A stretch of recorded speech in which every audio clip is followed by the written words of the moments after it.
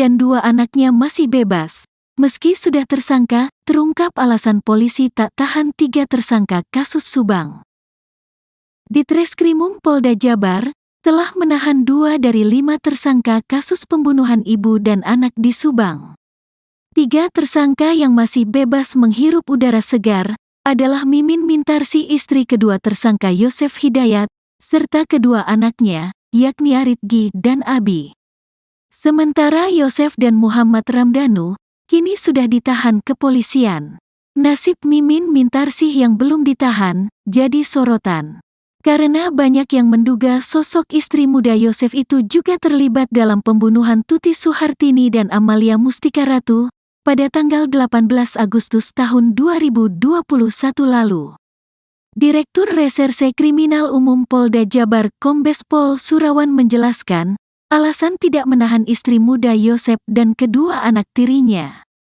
Menurut Surawan, hal itu dilakukan karena ada pertimbangan dari penyidik kasus ini. Yang kita tahan sekarang 2 orang, yaitu YH dan MR. Berdasarkan pertimbangan penyidik, untuk istri dan kedua anaknya belum kita lakukan penahanan, namun semuanya sudah kita tetapkan sebagai tersangka, katanya. Lebih lanjut, Surawan tidak memberikan penjelasan lebih rinci kenapa istri muda dan kedua anak tiri Yosef tidak ditahan. Ia hanya memastikan sel tahanan Danu dan Yosef dipisahkan. MR ditempatkan di tempat khusus, jadi tidak bersatu dengan tahanan lain, ungkapnya.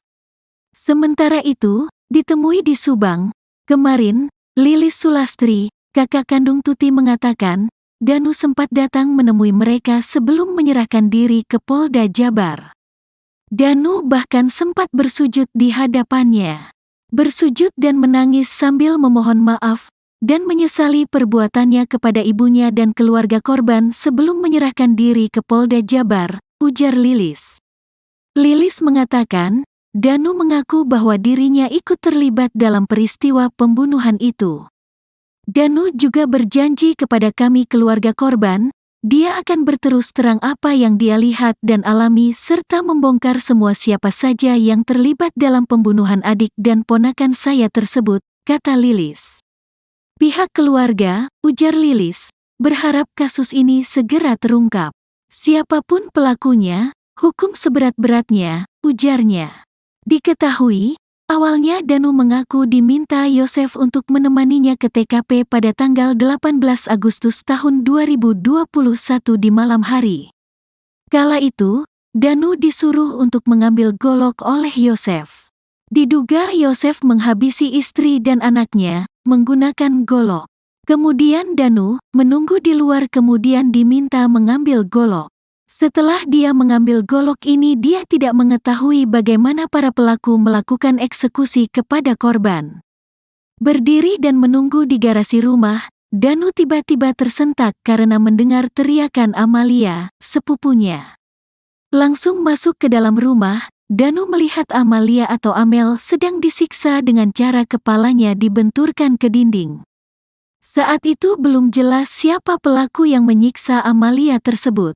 Danu lalu mengaku bertugas sebagai pembersih TKP. Khusus untuk Danu karena jadi pembisik kasus Subang, pemuda 23 tahun itu ditempatkan di sel khusus yang berlainan dengan Yosef. Danu kini tengah menanti keputusan LPSK soal pengajuan Justice Collaborator. Menurut pengakuan dia, MR bukan eksekutor. Sementara kita lakukan pengawasan ke dia dan ditempatkan khusus untuk Danu, pungkas Surawan.